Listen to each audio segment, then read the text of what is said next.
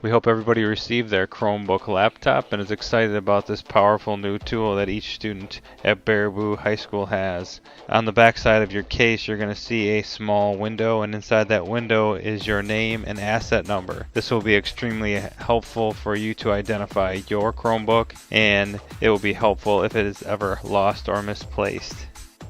Your Chromebook will need to stay in its case at all times, so it's important that you know how to carry the Chromebook case properly. There are 3 ways to carry the case. The first way is over the shoulder, the second way is over your neck, and the third way is carrying it by its handle.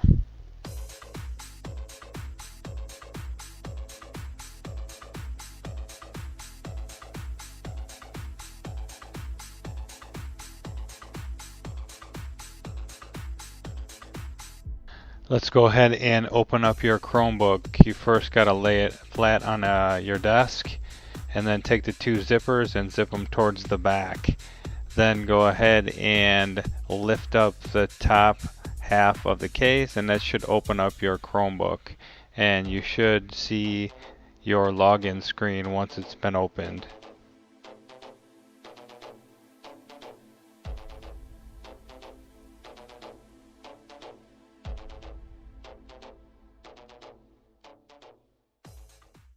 Now that you have successfully logged into your Chromebook laptop, you will be automatically directed to the student portal page as your first tab in your Chrome browser. This page was created to house all the pertinent links and resources that are applicable to a high school student. And if you look throughout here, you'll find the high school bell schedule, announcements, course description, lunch menu, Infinite Campus Portal, etc. There are also several other tabs that will be automatically bookmarked for you in your Chrome browser. That would be your email, your Google Drive, where you can create all of your docs, sheets, slides, etc. And then your Google Classroom, where you should have been automatically enrolled into your teacher's classes and have access directly to those classrooms. Also at the bottom of the page, you're going to have some links that are also set for high school students, like Overdrive, which is a library app for checking out specific books or digital books online, your Google Drive, your portal page, your classroom, etc. And finally on this page is a little hidden button down here that I think a lot of students don't use.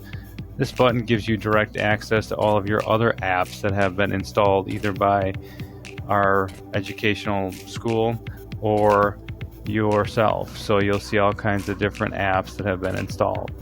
So take a few moments and go ahead and look through all the different apps, links, and extensions that have just been talked about.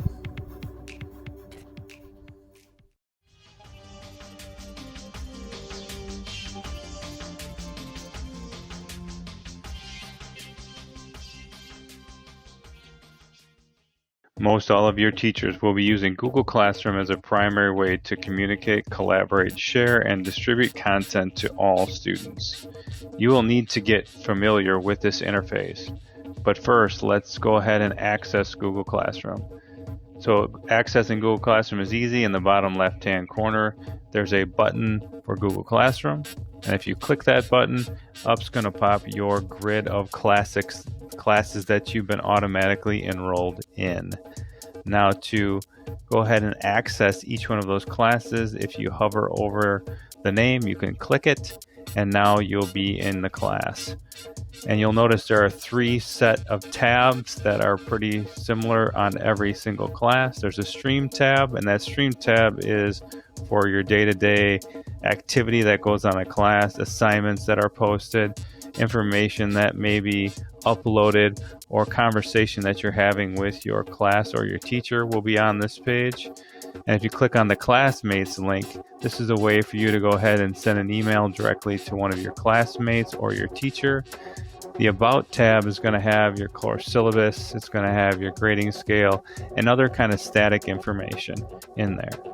Now to get back to that main view again, you click on the little triple line on the left-hand corner and click Classes, and now you'll be back in this specific view.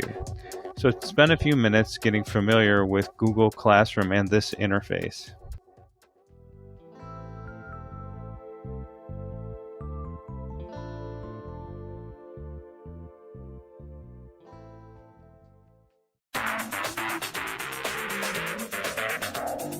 Many of you will need to connect to another Wi-Fi or internet source when you leave the school. So to do this, it's simple.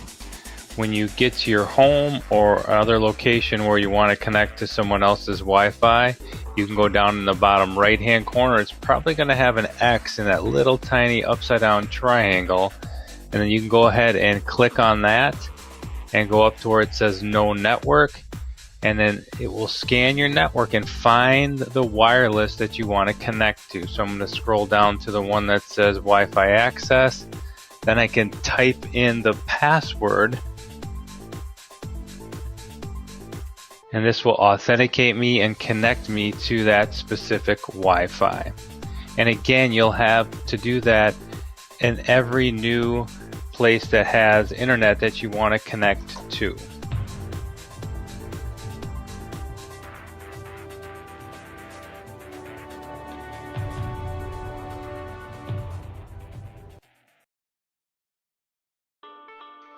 There's still a way for you to use many of your Chromebook's resources even when you don't have access to wireless or internet. This is called offline mode. This mode will give you direct access to all of your Google documents, sheets, slides, drawings, etc. completely offline, where you can edit and work on those documents without having access to Wi-Fi. But first we need to make sure that you have offline mode turned on. So let's go ahead and navigate to your Google Drive, and you can get there by clicking the button in the bottom left-hand corner that says Google Drive, and then click your settings wheel when you're in Google Drive. Go ahead and click on that, and then click the word settings. And now this is going to pop up a window, and you should have offline mode checked. So if that's been checked, you're in good shape. If not, go ahead and check that and click done. Now once you've done that, it's going to make all of your Google documents available offline.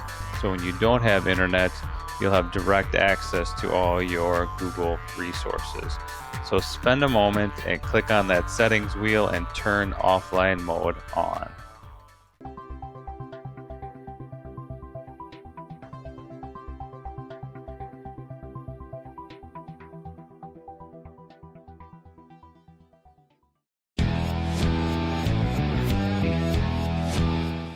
There's a built-in camera on your Chromebook that you can use to take photos or videos to perhaps enhance a project you are doing for school, or to add content to a presentation, etc.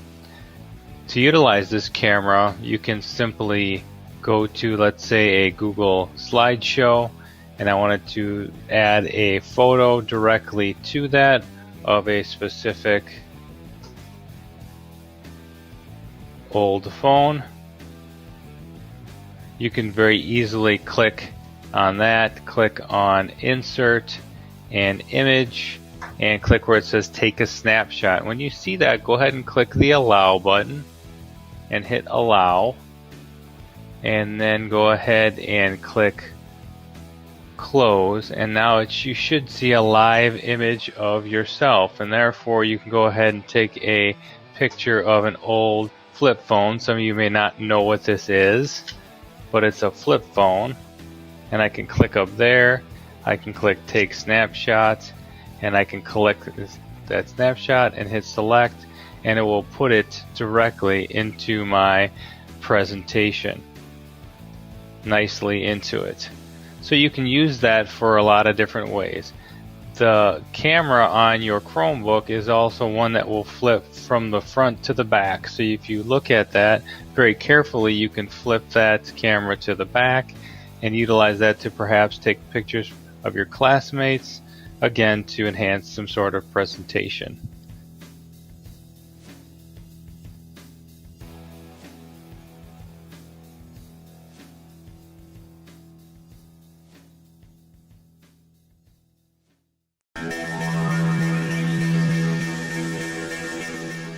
Charging your Chromebook is a simple process. First, you got to take the assembled cable and plug that into the side of your Chromebook laptop and then plug it into the wall. Your Chromebook will get approximately 8 to 10 hours of battery life, and it will take about 2 hours to fully charge your device. Please try not to store your charger in its bag. Unfortunately, if you store it in its bag, there's a chance you could break the screen. Your best bet is to leave your charger at home in a place where you can always go back and charge each evening.